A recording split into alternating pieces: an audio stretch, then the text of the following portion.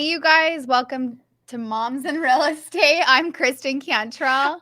I'm Angela Fazio, and we have a guest from California today, the Los Angeles area. Her name is Lakeil Ray, and I'm so excited to have her. I know. And you guys, I love what she wrote about herself. She said, I'm a flight attendant turned home attendant who's fueled by faith and sometimes 2 lattes a day, which I was like, oh, me too, girl. Me too. So, Lakeil, get us started. Tell us a little bit about yourself. So I'm originally from Atlanta, born and raised. Relocated to California in 2019, just short of the pandemic, so that was perfect timing. I'm a single mom of a beautiful 12-year-old. And just kind of like you just said, I was a flight attendant for 8 years. So I was serving in the sky and now I'm serving on the ground. So I love that. I think that's so great. So I have to ask you because I know a lot of flight attendants that still fly every so often, so they keep their benefits forever. What made you stop? Well, actually, I got injured really bad in flight, and that led to having rotator cuff surgery last year. And so, yeah, it's funny because I thought I was going to do the same thing. Like I was going to enter real estate full time, but I was going to kind of have my benefits on the side. And God had other plans. Yeah. And he does that sometimes. He does that a lot, actually. we think we've got it all figured out about a plan, and that's why I love how the Bible says, "Hey."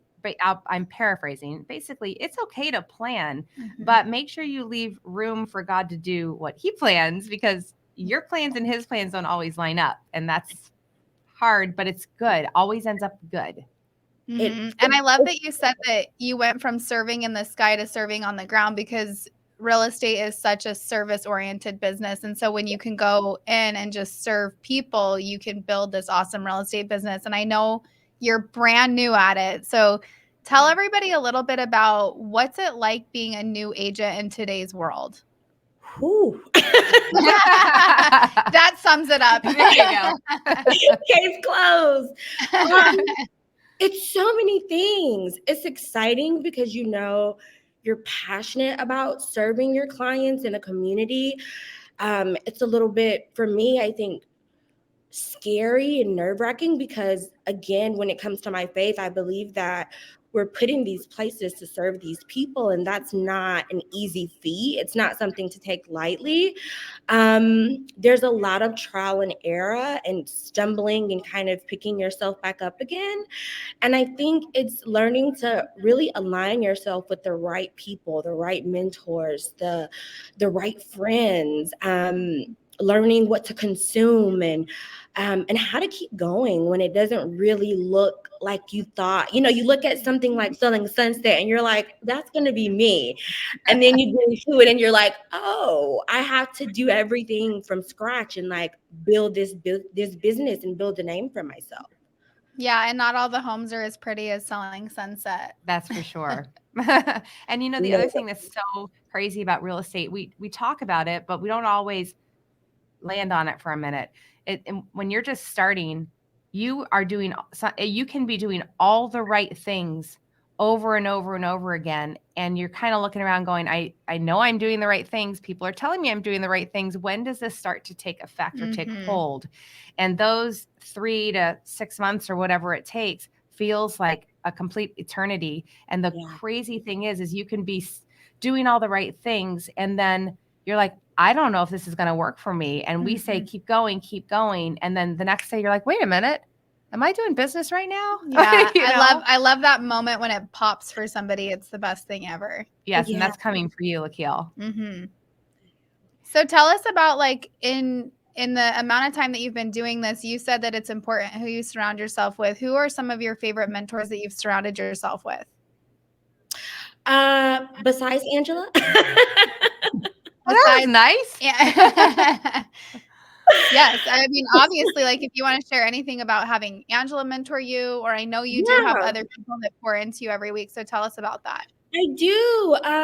So, oh my goodness, the entire team of people. So There's Cora, there's Michael. I have my mentor here in California, who's Brendan.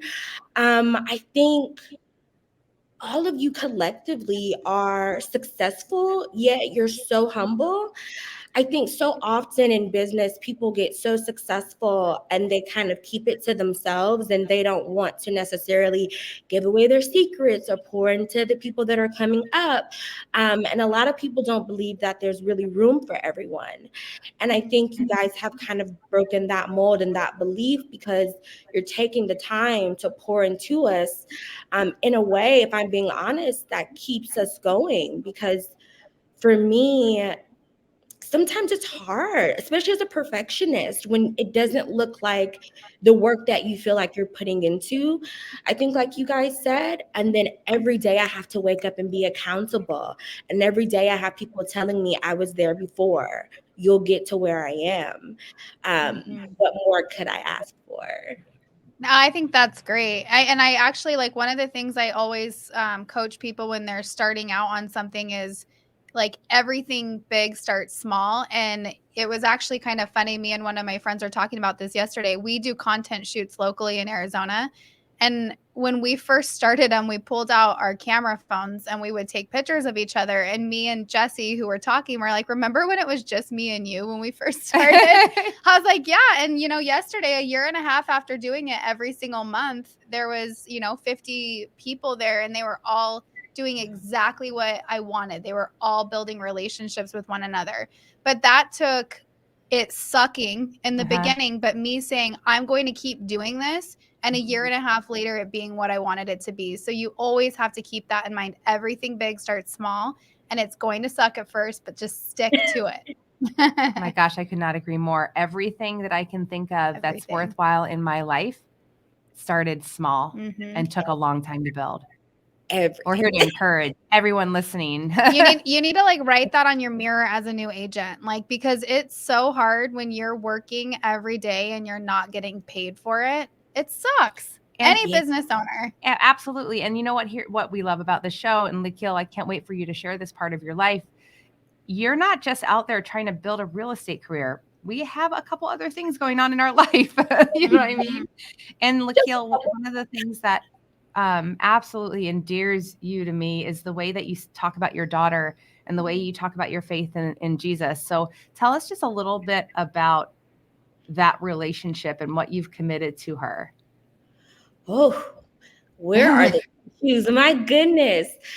Being a mom is no easy feat. And they tell you about so many things, but when you leave the hospital, like there's no blueprint. Nobody gives you a handout and says, this is how you raise an amazing human being. And I think for me, breaking generational curses and doing things differently is so important to me. And I had to learn how to unlearn and reprogram myself. And after almost 37 years, it's actually a lot harder than I thought.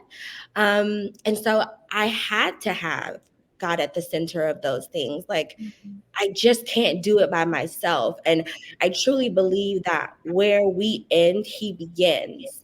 And so in my weakness, in my tears, in my frustration, in my doubts, there is God picking me up and showing me the way and reminding me that, for all of us, like, we are literally built for a time such as this. Like, there's nothing that we haven't gone through in life that hasn't prepared us for this moment. And I think that's what I'm trying to just instill in my daughter, and her having her own relationship with God and wanting to serve her community, and just learning how to persevere, and that it's okay to have a voice. It's okay to have the tough discussions. It's okay to have emotions and feelings and to talk about those things. And so we're still learning and we're still growing and we're doing that together. Wow, that was awesome. I know. I'm like, I have nothing better to say than that. Yeah. I know that. I mean, I didn't know you before, but you're like so wise and seem like you've come such a long way. Right. And I know that breaking core beliefs, like you said, it's harder than you thought, right? So you you need God. Like you have to Yeah. have him to help you through that. And there's not one person walking the face of this earth that doesn't have something or many things that they have to work through, unlearn, you know, think differently about. And I think one of the things that I get from you about one of the things that's so important to you about raising your daughter and for yourself is, and the challenge is letting your kids know that they are more than enough under God. But we have to say that out of our mouth, and then we have to apply it to ourselves at the same time. And I think that's where the challenge comes when we're raising children and we're trying to instill that you're more than enough, for example. Then I've got to be like, well, am I more than enough? Can I say that about myself? Because if I can't say that about myself, how can I tell her or him that it's true for them? Yeah. That's why it's harder.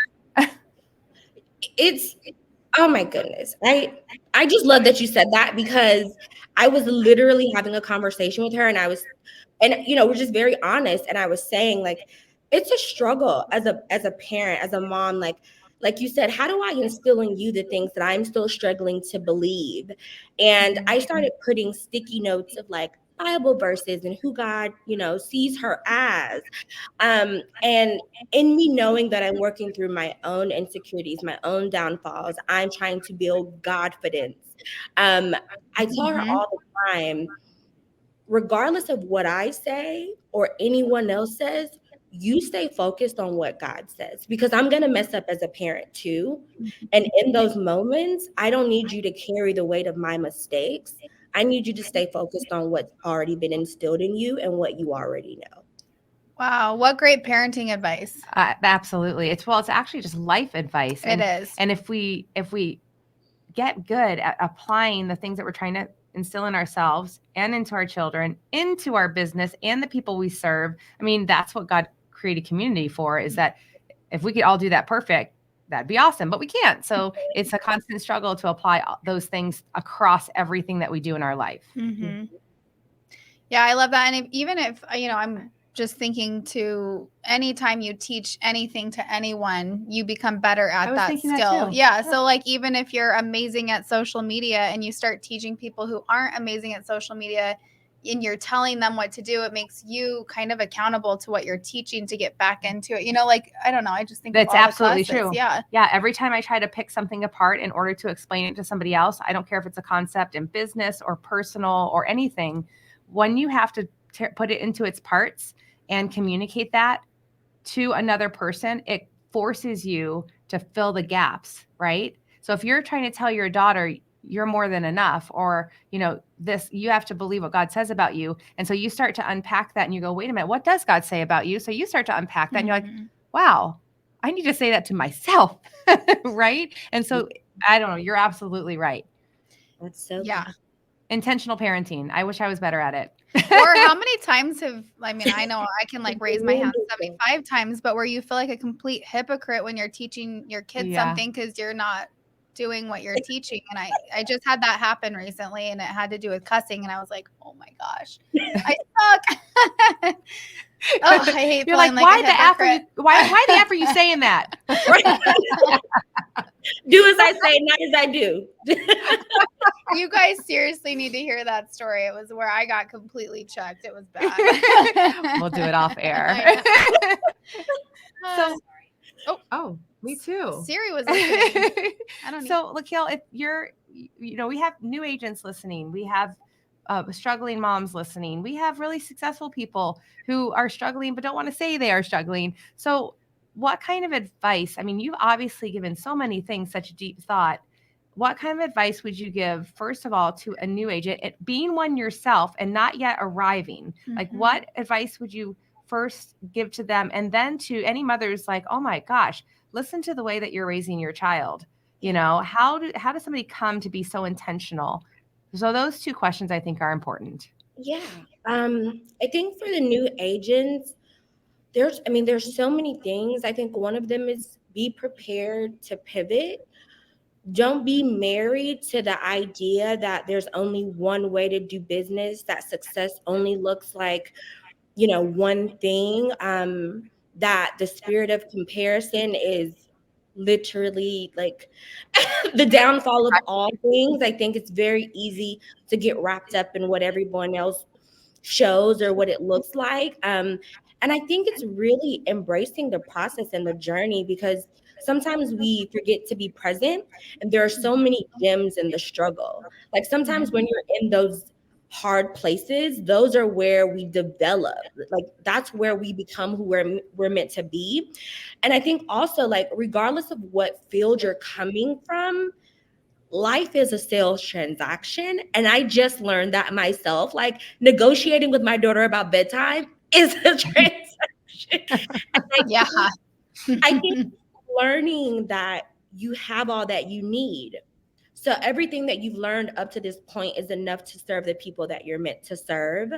And don't quit. No matter what, get back up and don't quit. Absolutely. I think in regards to moms and just being very intentional about parenting, I think first and foremost to give yourself grace. That's something I struggled with. I was such a perfectionist, and I would beat myself up every time I felt like I dropped the ball. I was too tired. Oh my God, am I putting my dream before being a mom? And I think society also places so much pressure on us as moms to go about motherhood and entrepreneurship or being a career woman a certain way. I think really kind of tapping into who your child is, what your child needs, understanding that they love you regardless. It's a beautiful thing how I can mess up and my daughter will hug me and say, "It's okay, mommy, you did a great job." No. I love that. Wait till she's like 13 through 16. That will go away in about a minute. We hit 13 this year, so I'm like, let me just cherish what we have Yes, right yes. now. But yeah, I think knowing what you come from, knowing your own trauma. I'm a big advocate for mental health and therapy. I think honoring where you are and knowing where you desire to go is the start. That Wow. was really good. Again, Well like said. you're so wise. I know. I love But it's talking because to you put in the work. Like you can tell you've put in the work. So Yeah, people don't just talk like that naturally. no. Yes. I You feel put in the work. I'm like mad I don't have a pencil so I can write down some of your wise words. I have a really good I idea. could It's listen. recorded. I know. Do you know we never listen to episodes after we record them? One Really? and done, baby. We're wing it women who just like, because you know why? Because then we're gonna obsess over what we could have done better, and we're not about that. That's Yeah. right. We got That's shit right. to do. That's right. Did you hear that, Lucas? She said shit. It's okay, the kids they're not here. Oh my gosh, Lakeil, it's such a pleasure to have you on the show, to know you, to get to be in your life. So thank you so much for everything that you're doing, even encouraging the other people that you're training with. That doesn't go unnoticed. Yeah, you are awesome. I'm so happy that we get to work with you. Yes. Thank you so much. It has been an honor and a pleasure. And again, I just want to commend you both for what you're doing for moms like me who need this. Like there's someone listening who needs this. And I truly believe after hearing one of your episodes, they're gonna get back up. They're gonna keep going. And I'm thankful for that. Me too. Thanks, Oh my Lakeil. gosh. Thank you so much for saying that. Yes. And if anyone's listening and you guys want to learn about the next Flourish event where you can come and be in community with all the awesome women that we have in our community, go to theflourishevent.com. That's right. It's and in November you can time. check out. Yeah, they're always in November and April, and the link will always be the same. So you can see speakers that are coming up. And if you want to be a speaker, don't hesitate to reach out. The information is always in our show notes. That's right. Thank you so much for listening. And Lakeil, we'll see you soon. Bye.